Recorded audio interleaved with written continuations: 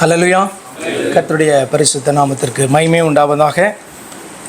இந்த நாளில் awareness session on changing attitude, ஊழியம் என்கிற தலைப்பின் கீழே சில காரியங்களை நம்ம பார்க்க போகிறோம். ஊழியம் என்று சொன்னால் மினிஸ்ட்ரி அல்லது serving God, service to God அல்லது தேவனுடைய ஊழியம் அப்படின்னு நீங்கள் எடுத்துக்கொள்ளுங்கள். கண்களை மூடுவோம், கர்த்தருக்கு முன்பாக நம்மை தாழ்த்துவோம்.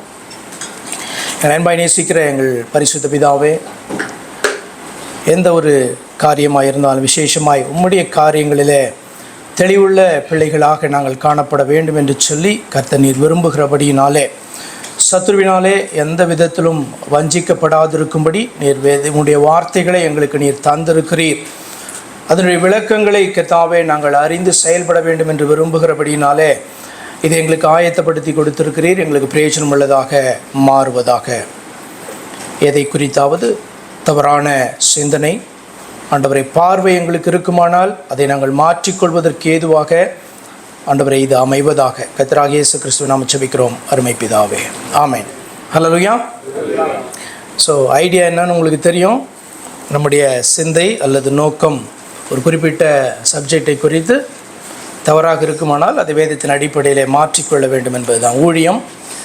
ஊழியக்காரன், ஊழியக்காரி என்கிறதான வார்த்தைகள் கிறிஸ்தவத்தில் நீங்கள் அனுதினமும் கேட்கிற வார்த்தைகள், அது தவிர்க்க முடியாததான வார்த்தைகளை காணப்படுது. அதை குறித்து தான் சில காரியத்தை பார்க்க போகிறோம். ஊழியத்தை பற்றி உங்களுடைய பார்வை என்ன?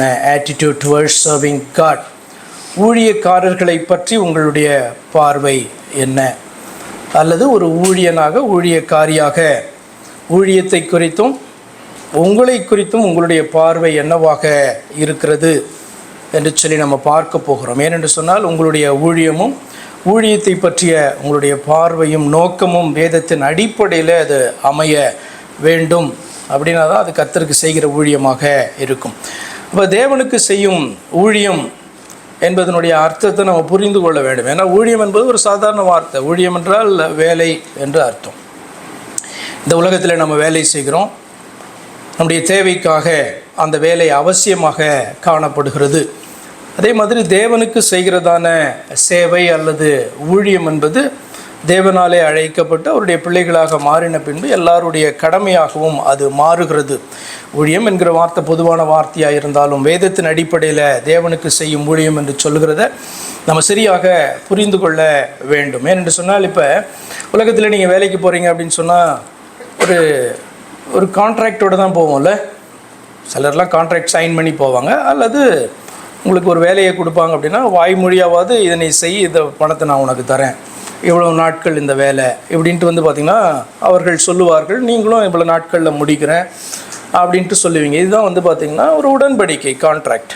அதே மாதிரி தான் பார்த்திங்கன்னா தேவனுடைய ஊழியம் என்று சொல்லும் போதும் உடன்படிக்கைக்குள் வந்தவர்கள் செய்கிறதான வேலை. உங்களை ஒரு வேலைக்கு கூப்பிட்டு ஆண்டவர் உங்களோடு கூட உடன்படிக்கை செய்வதல்ல.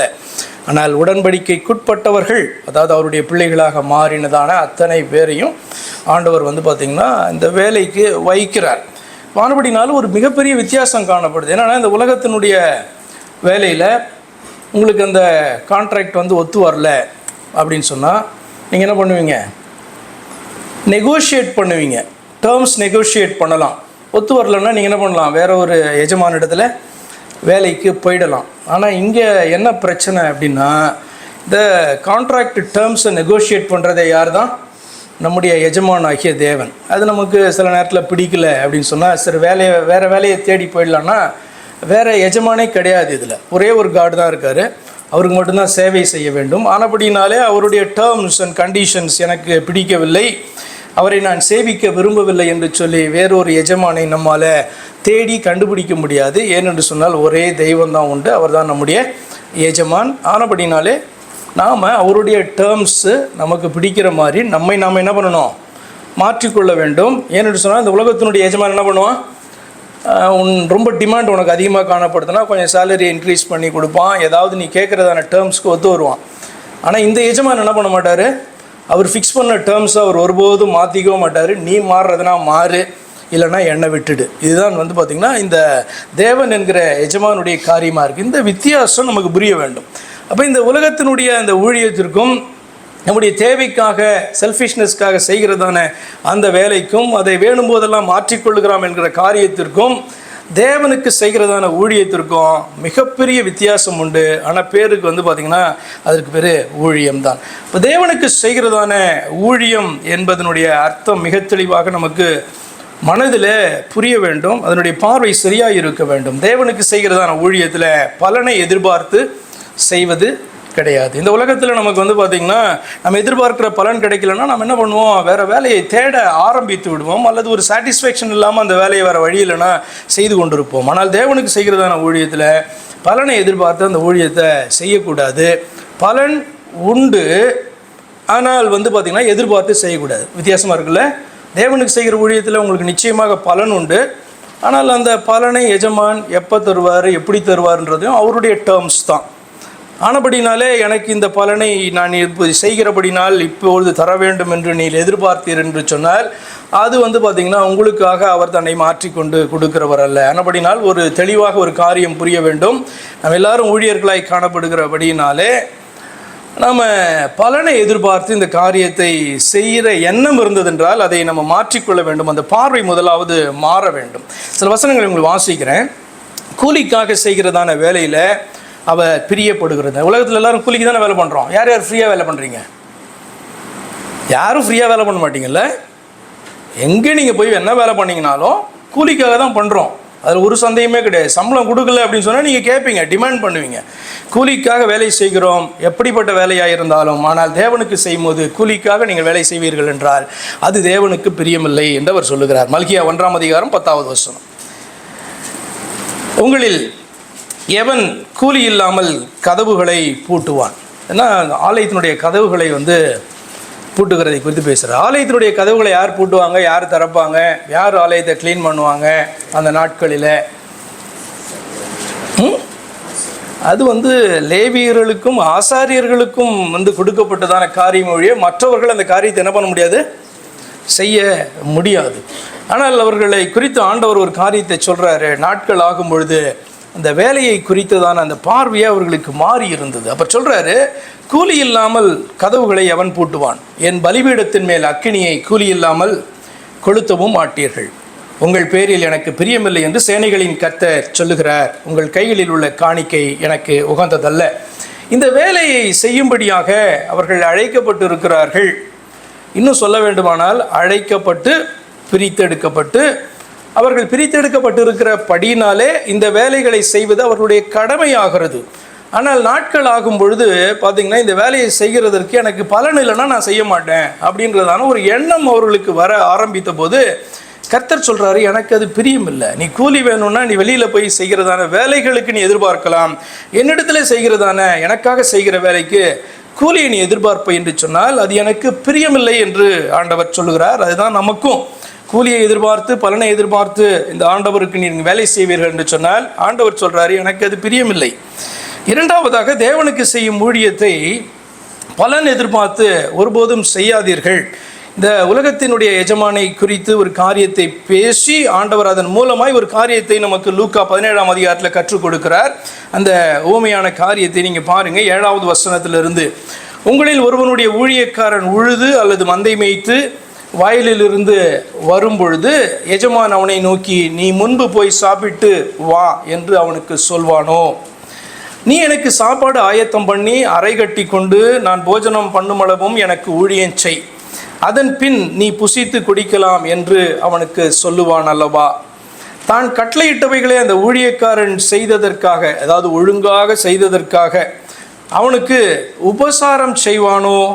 அப்படி செய்ய மாட்டானே. அப்படியே நீங்களும் உங்களுக்கு கட்டளையிட்ட யாவையும் செய்த பின்பு, நாங்கள் அப்பிரயோஜனமான ஊழியக்காரர், செய்ய வேண்டிய கடமையை மாத்திரம் செய்தோம் என்று சொல்லுங்கள் என்றார். ஒரு மோசமான ஒரு எஜமானை போல உங்களுக்கு காணப்படும். அப்படி அல்ல. இதுதான் நார்மல் ப்ராக்டிஸ். அவனை வந்து பார்த்திங்கன்னா ஒரு வேலைக்கு வைத்திருக்கிறான். ஆனபடினால் உன்னுடைய வேலையெல்லாம் முடிச்சுட்டு வந்து நீ எனக்கு பணிவிடை பண்ணுன்ட்டு ஒரு எஜமானம் என்ன பண்ண மாட்டான், சொல்ல மாட்டான். இதுதான் உலக நீதி. இப்போ இதெல்லாம் உங்களுக்கு புரிகிறது அல்லவா? அதே போல் தேவனாகி எனக்கு நீங்கள் ஊழியம் செய்ய வேண்டுமானால் என்னுடைய வேலைகளெல்லாம் முடித்துவிட்டு என்னுடைய கடமைகளை நிறைவேற்றிவிட்டு நான் கர்த்தருக்கு செய்ய வேண்டிய காரியத்தை கடமையை செய்வேன் என்று சொன்னால் அது எனக்கு தேவையே இல்லை, அப்படிப்பட்ட ஊழியமே நீ செய்ய வேண்டிய அவசியம் இல்லை என்று சொல்கிறார். அர்த்தம் என்ன அப்படின்னா, பலனை எதிர்பார்த்து செய்கிறதான ஊழியம் ஆண்டவருக்கு பிரியமில்லை. நம்ம எப்பயுமே எப்படி நினைப்போம் அப்படின்னு சொன்னால், என் வேலையெல்லாம் நான் முடிச்சுட்டு அதுக்கப்புறம் ஃப்ரீயாக இருப்போம் பாருங்கள், அப்போ ஆண்டவருடைய வேலை. நீ ஆண்டவருக்கு ஊழியமே செய்யவில்லை என்று ஆண்டவர் சொல்லுகிறார் என்பதை புரிந்து கொள்ளுங்க. என்னை பின்பற்றி வா என்று கூப்பிடும்போது ஒரு ஆண்டவர்கிட்ட கேட்குறான், முதலாவது போய் என்னுடைய தகப்பனை நான் அடக்கம் பண்ணிட்டு வரேன், மிகப்பெரிய கடமை அல்லவா? ஆனால் ஆண்டவர் சொல்கிறாரு, மரித்தோரை பார்த்து கொள்ளுவாங்க, நீ என்னை பின்பற்றி வா. ரொம்ப ரூடாக இருக்கும். அதில் மிக முக்கியமான ஒரு காரியம் இருக்கிறது. என்ன அப்படின்னு சொன்னால், எனக்கு முதலிடம் கொடுத்து எனக்கு செய்ய வேண்டிய காரியத்தை நீ செய்யணும். ஏன்னா நீங்கள் கன்ஃபியூஸ் பண்ணிக்கூடாது. என்னென்னா குடும்பத்தை கவனிக்காமல் ஊழியத்தை இப்படியெல்லாம் ஆண்டவர் சொல்லலை. மனைவியை கவனிக்காமல் நீ விட்டுட்டு எனக்கு ஊழியம் பண்ணு அப்படி சொல்லலை. பிள்ளைகளை அனாதையாக விட்டுட்டு ஊழியம் பண்ணு அப்படி சொல்லலை. நீ ஊழியக்காரனா, உன்னுடைய மனைவி ஆண்டவளை அறிந்தவளா, நீங்கள் சேர்ந்து ஊழியம் பண்ணுங்க. இப்படி தான் வேதத்தில் காணப்படுது. கேபா தன்னுடைய மனைவியோடு கூட சேர்ந்து, பேதுரு மற்ற அப்போஸ்தலர் தன்னுடைய மனைவிமாரோடு சேர்ந்து ஊழியம் பண்ணினார்கள் என்று சொல்லி பவுல் ஒரு இடத்துல எழுதுகிறார். அர்த்தத்தை புரிந்து கொள்ளுங்க. எனக்கு வேறு கடமை இருக்கிறது, அது ஆண்டவருக்கு நான் செய்கிற கடமையை பார்க்கலும் முக்கியம் என்று நீங்கள் எண்ணுவீர்களானால் நீங்கள் இந்த வேலைக்கு தகுதியானவர்கள் அல்ல, கூலி எதிர்பார்க்கிறீர்கள், உங்களுடைய வேலை உங்களுக்கு பெரிதாய் காணப்படுகிறது என்றதான ஒரு காரியத்தை கர்த்தர் இந்த ஊமையின் மூலமாக சொல்லுகிறார். நீங்கள் அப்படியெல்லாம் செய்து முடித்தும் கூட ஆண்டவர் என்ன அப்ரிஷியேட் பண்ணலை, எனக்குரிய பலனை கொடுக்கல, ஆண்டவருக்கு வேலை செய்து என்ன பிரயோஜனம் நினைக்காதீங்க. உங்களுடைய வேலையை நீங்கள் பண்ணியிருக்கீங்க, அவ்வளோதான். உங்களுக்குரிய பலனை கொடுப்பது எஜமானுடைய காரியம். அது நிச்சயமாக அவர் செய்வார். அதை என்னுடைய டேர்ம்ஸில் அவர் கொடுக்கணும் என்று நீ எதிர்பார்ப்பாய் என்று சொன்னால், உலக ஊழியத்திற்கும் தேவனுக்கு செய்கிற ஊழியத்திற்கும் வித்தியாசம் தெரியாத ஒரு மனிதனாய் காணப்படுகிறாய் என்று சொல்லி அர்த்தம். மனுஷரை பிரியப்படுத்த ஊழியம் செய்யாமல் கர்த்தருக்கென்று ஊழியம் செய்கிறவர்களாக இருங்க. எபேசியர் 6ஆம் அதிகாரம் 6-8 வரைக்கும் அப்படி வாசிக்கிறோம். மனுஷருக்கு பிரியமாயிருக்க விரும்புகிறவர்களாக பார்வைக்கு ஊழியம் செய்யாமல் கிறிஸ்துவின் ஊழியக்காரராக மனப்பூர்வமாய் தேவனுடைய சித்தத்தின்படி செய்யுங்கள்.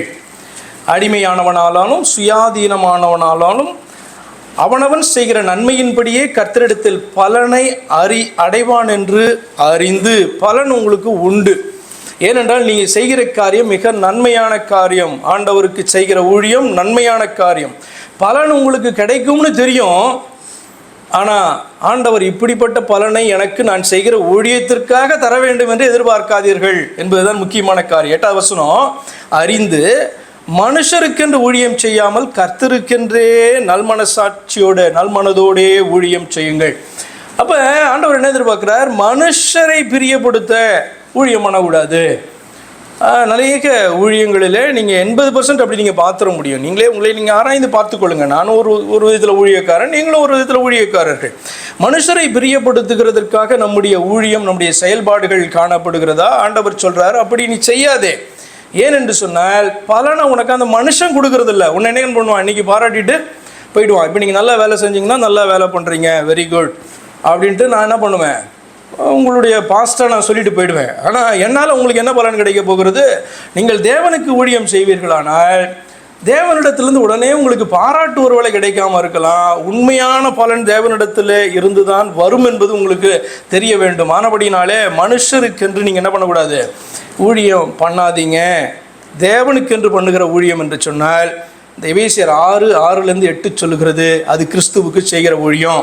திரும்ப 8ஆவது வசனம் சொல்லுறது, அது கர்த்தருக்கென்று செய்கிற ஊழியம். அப்போ தேவனுக்கு ஊழியம் செய்கிறனா என்ன அர்த்தம்? இயேசு கிறிஸ்துவுக்கு ஊழியம் செய்கிறவன் என்று அர்த்தம். அடுத்ததாக, உங்கள் பாத்திரத்தை நீங்கள் மறந்து விடாதீர்கள். பாத்திரம்னா என்ன அர்த்தம்? இப்போ ஊழியன்னா உங்களுக்கு ஒரு கேரக்டர் காணப்படுதில்ல, அதான் பாத்திரம், கதாபாத்திரம் அப்படி சொல்லுவோம்ல. அதே போல் இப்போ நீங்கள் வீட்டுக்கு போனீங்கன்னா உங்களுக்கு ஒரு பாத்திரம் காணப்படும். நீங்கள் வேலைக்கு போனீங்கன்னா வெளியில் உலக வேலைக்கு உங்களுக்கு ஒரு பொசிஷன் காணப்படும். அதே போல் தேவனுடைய வேலை அப்படின்னு சொல்கிறது ஒரு பாத்திரம். அது உங்களுக்கு கொடுக்கப்பட்டிருக்க அந்த பாத்திரத்தை நீங்கள் என்ன பண்ணக்கூடாது, மறந்துடக்கூடாது. If you don't know or if you don't understand your character, you will act strange. இப்போ நமக்கு ஒரு ட்ராமா போடுறோம், நம்ம ஸ்கிட்டு போடுறோம் அப்படின்னா முதல்ல என்ன பண்ணுவீங்க, பிள்ளைங்களுக்கு உன்னுடைய கேரக்டர் இது அப்படின்னு நீங்கள் சொல்லிடுவீங்கள்ல. இதெல்லாம் நீங்கள் சொல்லவே இல்லை, அல்லது நீங்கள் சொல்லிட்டீங்க, அவங்களுக்கு புரியவே இல்லை.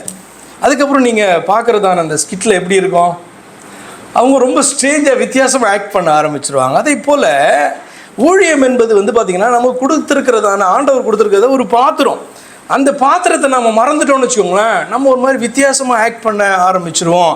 ஆனபடினாலே நம்முடைய பாத்திரத்தை அறிந்து நாம் என்ன பண்ணணும், செயல்பட வேண்டும். இயேசு கிறிஸ்து தான் நமக்கு ஒரு நல்ல எக்ஸாம்பிள் எல்லாவற்றிற்குமே. இப்போ ஊழியர் என்கிறதான இயேசுவை குறித்து மார்க் 10:45 இப்படி வாசிக்கிறோம்.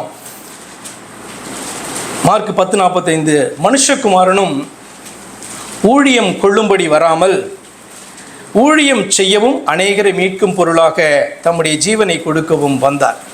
இப்போ நமக்கு எல்லாருக்கும் யார் தான் எஜமானு? தேவன் தான் எஜமானு. எபேசியர் 6 வாசிக்கிறோம். அது யாருன்னா கிறிஸ்து. அது யாருன்னா கர்த்தராகி இயேசு கிறிஸ்து.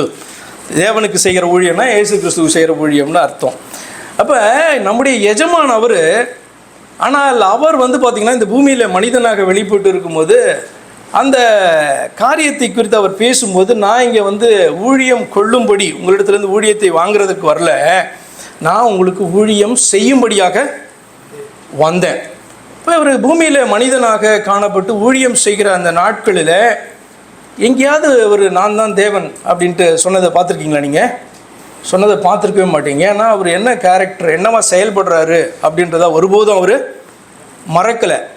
அவர் தான் தேவன், அவர் மட்டும்தான் தேவன். ஆனாலும் கூட அவர் ஊழியனாக செயல்படுகிற நாட்களில் தான் தேவன் என்கிறதான அந்த ஸ்தானத்தை அவர் ஒருபோதும் பயன்படுத்த விரும்பவே இல்லை என்பதே அவருடைய வார்த்தைகளிலே நீங்கள் பார்ப்பீங்க. அதுதான் உங்களுக்கும் எனக்கும்.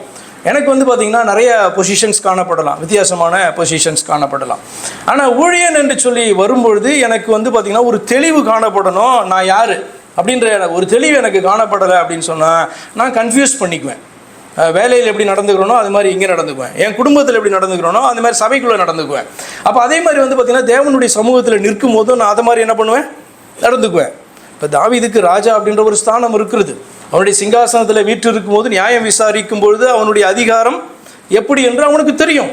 அதே ராஜா தேவனுடைய சமூகத்தில் போய் விண்ணப்பம் பண்ணும் பொழுது, தேவனிடத்தில் வந்து பார்த்திங்கன்னா கதரும் பொழுது, கேட்கும் பொழுது தான் ராஜான்றதெல்லாம் என்ன பண்ணிடணும், மறந்துடணும். அதே தொனியில் அதே அதிகாரத்தை நான் ஆண்டவரிடத்துலையும் காண்பிப்பேன் என்று சொல்லி நின்னான்னா அவன் என்ன பண்ணுறான், தன்னுடைய பாத்திரத்தை மறந்து ஸ்ட்ரேஞ்சாக ஆக்ட் பண்ணுறான், பைத்தியம் மாதிரி காணப்படும். அப்போ ஊழியர் என்கிறதான இயேசுவை நீங்கள் பார்க்கும் பொழுது அவர் சொல்லுகிறார், நான் ஊழியம் கொள்ளும்படி வராமல் ஊழியம் செய்யும்படி வந்திருக்கிறேன் என்று சொல்லி. ஆண்டவர் என்கிறதான இயேசுவை குறித்து யோவான் 13:13 வசனத்திலிருந்து 14 வரைக்கும் இப்படி வாசிக்கிறோம். அவர் தன்னுடைய சீஷர்களை பார்த்து சொல்கிறார், நீங்கள் என்னை போதகர் என்றும் ஆண்டவர் என்றும் சொல்லுகிறீர்கள். நீங்கள் சொல்லுகிறது சரியே, நான் அவர் தான், உங்களுடைய எஜமான், உங்களுடைய தேவன். உங்களை வந்து ரூல் பண்ணுறவர் யாருன்னா நான் தான். ஆண்டவரும் போதகருமாகிய நானே உங்கள் கால்களை கழுவினதுண்டானால் நீங்கள் ஒருவருடைய கால்களை ஒருவர் கழுவ கடவீர்கள் என்று சொல்கிறார். அப்போ அர்த்தம் என்ன, ஆண்டவராக இருக்கிறவர், எஜமானாக இருக்கிறவர் அந்த இடத்துல கால்களை கழுவி காண்பிக்கும் பொழுது அவர் என்ன கற்றுக் கொடுக்கிறார் அவர்களுக்கு அப்படின்னு சொன்னால், நீங்கள் ஊழியனாக செயல்படும் போது நீங்கள் எப்படி இருக்கணும் அப்படின்றத என்ன பண்ணுறாரு. ஸோ உங்கள் பாத்திரத்தை நீங்கள் என்ன பண்ணுறாதீங்க, மறந்துடாதீங்க அப்படின்ட்டு ஆண்டவர் கற்றுக் கொடுக்கிறதான காரியம். நம்மளும் பார்த்திங்கன்னா இதை ஸ்வாப் பண்ணிக்கூடாது, கன்ஃபியூஸ் ஆகக்கூடாது.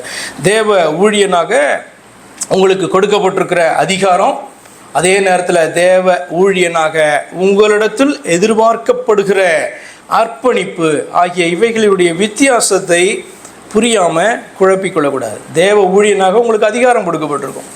தேவ ஊழியனாக நீங்கள் அர்ப்பணிப்போடு கூட உங்களை தாழ்த்தி செய்ய வேண்டியதான காரியங்கள் காணப்படும். ரெண்டுத்தையும் என்ன பண்ணக்கூடாது, கன்ஃபியூஸ் பண்ணிக்கக்கூடாது. இப்போ உதாரணத்துக்கு சபையினுடைய மேய்ப்பர், ஆடுகளுக்கு மேய்ப்பரை குறித்து 1 பேதுரு 5:2 வசனங்கள் வாசிக்கிறோம்.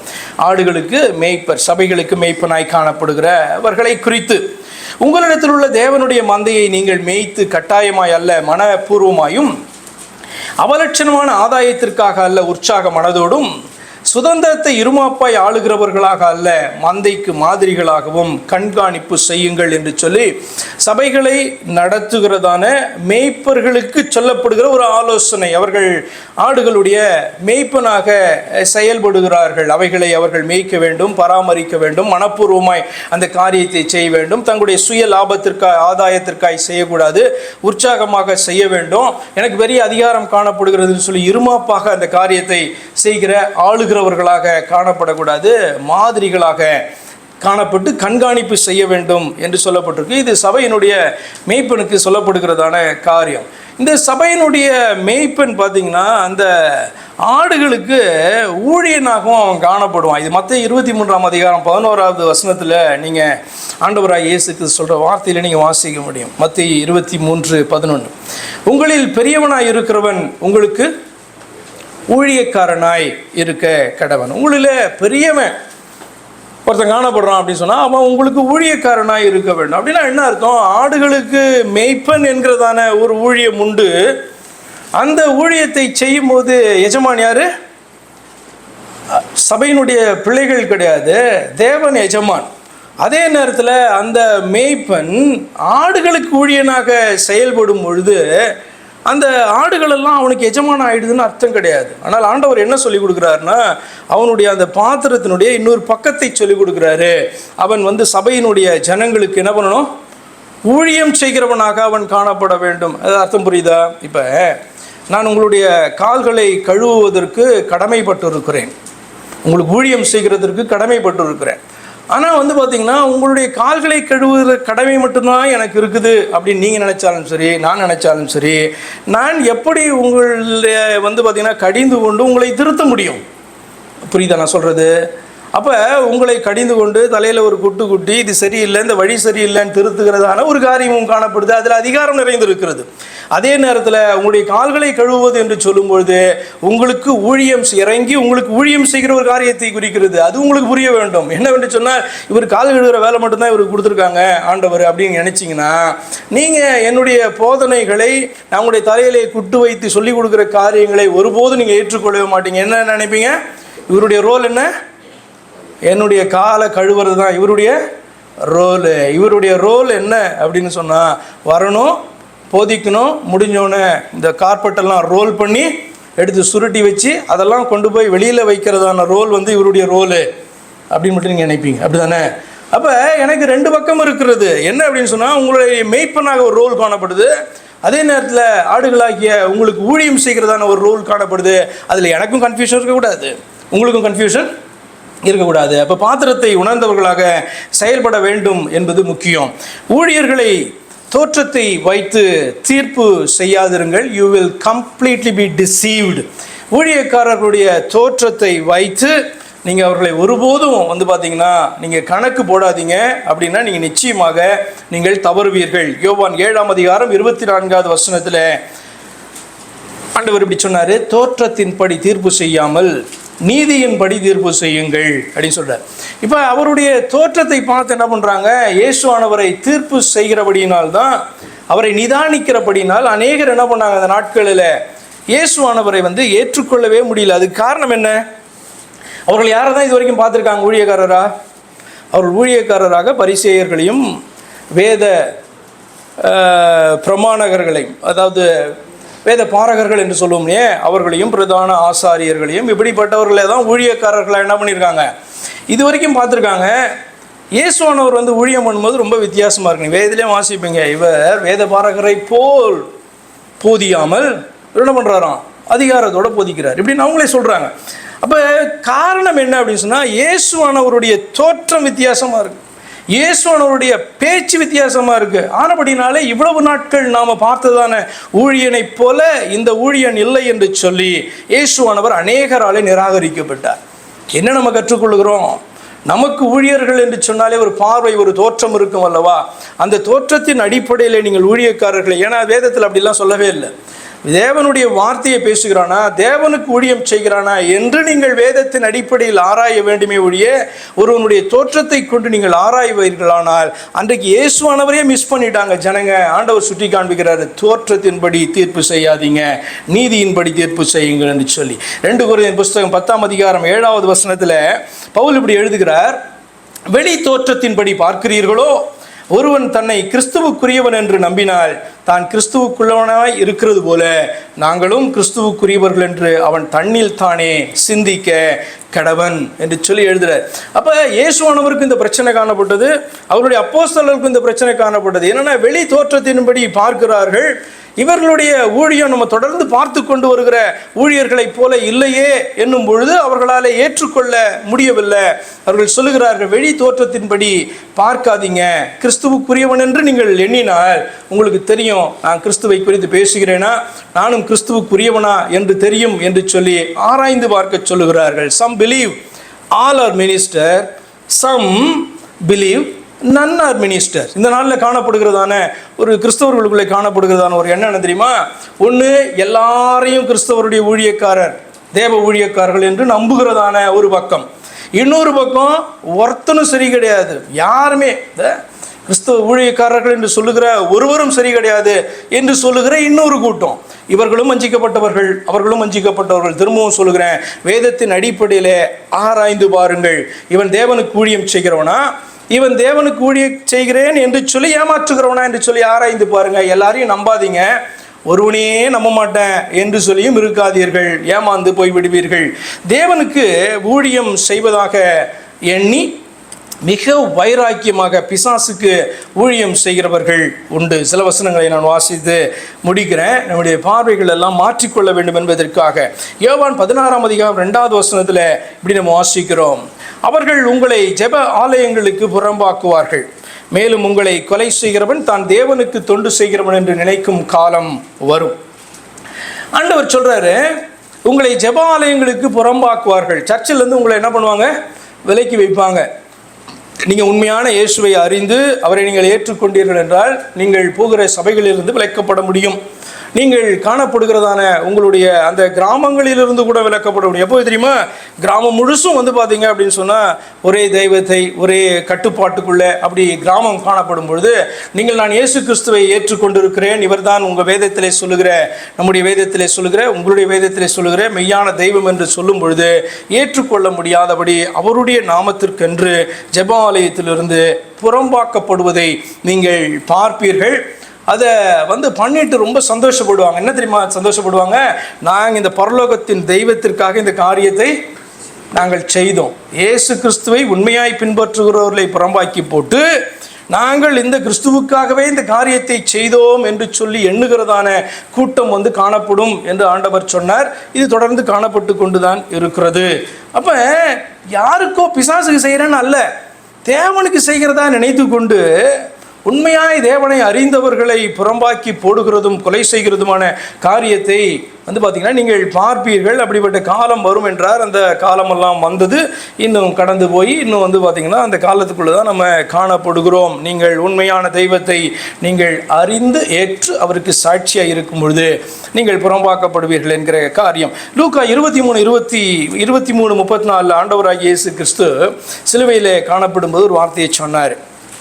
23:34 அப்போது இயேசு, பிதாவே, இவர்களுக்கு மன்னியும், தாங்கள் செய்கிறது என்னதென்று அறியாதிருக்கிறார்களே என்றார். ஏன் இப்படிப்பட்ட ஒரு ஜெபத்தை ஆண்டவர் பண்ணார்? சிந்திச்சு பார்த்துருக்கீங்களா?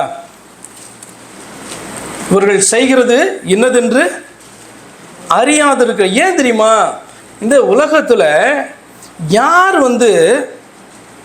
மேசியாவுக்காக, கிறிஸ்துவுக்காக, எல்லாம் ஒரே டேர்ம்ஸ் தானே, மேசியா எபிரேய பாஷை, கிறிஸ்து கிரேக்க பாஷை, நாயகன் அப்படின்னா அதனுடைய ஞான அர்த்தம் என்னன்னா, நாயகி மணவாட்டி தன்னுடைய நாயகனுக்காக காத்திருக்கிறா.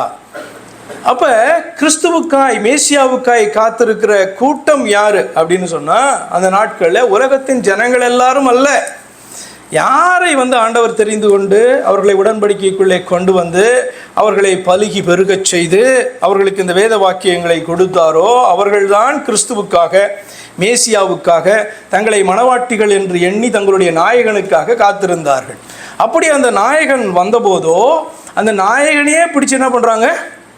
அவருக்கு விரோதமாக பேசி, அவருக்கு விரோதமாக துரோகம் செய்து, அவரை சிலுவையிலே அறைந்து விட்டு எல்லாம் சாதித்து விட்டதாக எண்ணிக்கொண்டிருக்கிறார்கள். அவர் பேசுகிறார், பிதாவே, இவர்கள் என்ன செய்கிறார்கள் என்று அறியாதிருக்கிறார்கள், இவர்களுக்கு மன்னிங்க. அப்போ சிலர் பண்ணுற ஊழியம் என்ன பண்ணிட்டு இருக்காங்கன்னே தெரியாது, அப்படிப்பட்டதான சூழ்நிலையிலே காணப்படுகிறார்கள். ஆனால் அவர்கள் நினைக்கிற காரியம் என்ன தெரியுமா? நாங்கள் தேவனுக்கு, பரலோகத்தின் தேவனுக்கு, ஒன்றான தெய்வத்திற்கு தொண்டு செய்கிறதாக நினைத்து கொண்டு அந்த ஒரே தேவனுக்கு விரோதமாக செயல்படுகிற கூட்டம் தான் அதிகம் என்பதற்காக உதாரணம். அடுத்து பவுல் பார்த்தீங்கன்னா இதே வார்த்தையை பின்னாட்களில் அவர் பேசினதை நீங்கள் பார்ப்பீங்க. 1 கொரிந்தியர் புஸ்தகம் 2ஆம் அதிகாரம் 7-8 வசனங்களில் பவுல் இதே காரியத்தை பேசுவார். என்ன அப்படின்னா, அப்படி இருந்தும் தேறினவர்களுக்குள்ளே ஞானத்தை பேசுகிறோம், இப்பிரபஞ்சத்தின் ஞானத்தை அல்ல, அழிந்து போகிறவர்களாகிய பிரபஞ்சத்தின் பிரபுக்களுடைய ஞானத்தை அல்ல, உலக தோற்றத்துக்கு முன்னே தேவன் நம்முடைய மகிமைக்காக ஏற்படுத்தினதும் மறைக்கப்பட்டதுமாய் இருந்த இரகசியமான தேவ ஞானத்தையே பேசுகிறோம். அதை இப்பிரபஞ்சத்து பிரபுக்களில் ஒருவனும் அறியவில்லை, அறிந்தார்களே ஆனால் மகிமையின் கர்த்தரை அவர்கள் சிலுவையில் அறைய மாட்டார்களே. பிரபஞ்சத்தினுடைய பிரபுக்களுக்கு இதில் எழுதியிருக்கிற காரியங்கள் புரிகிறதில்லை. அவர்கள் உலக ஞானத்தின்படி பார்க்கிறபடினாலே இந்த ஜனங்களுக்கு இந்த வேதத்தினுடைய தெய்வம் புரியாதபடி அவர்களை ரட்சிக்க அந்த தெய்வம் இறங்கி வந்தபோது ஒரு மனிதனை சிலுவையிலே அறைகிறதாக நினைத்து அறைந்தார்கள். வந்தவரோ யார் என்று சொன்னால் மகிமையின் கர்த்தராம். பின்னாட்களில் பார்த்திங்கன்னா பவுல் இதை குறித்து எழுதுகிறார். என்ன செஞ்சாங்கன்னே தெரியல, யாருக்கு காத்திருந்தோமோ அவர் வந்தபோது அவருடைய பாதத்தில் விழுந்து அவரை பணிந்து கொள்ள வேண்டிய கூட்டம் பார்த்தீங்கன்னா அவருக்கு விரோதமாக எழும்பி இப்படிப்பட்ட காரியத்தை செய்தது. என்ன பண்ணாங்கன்னே அவங்களுக்கு தெரியல.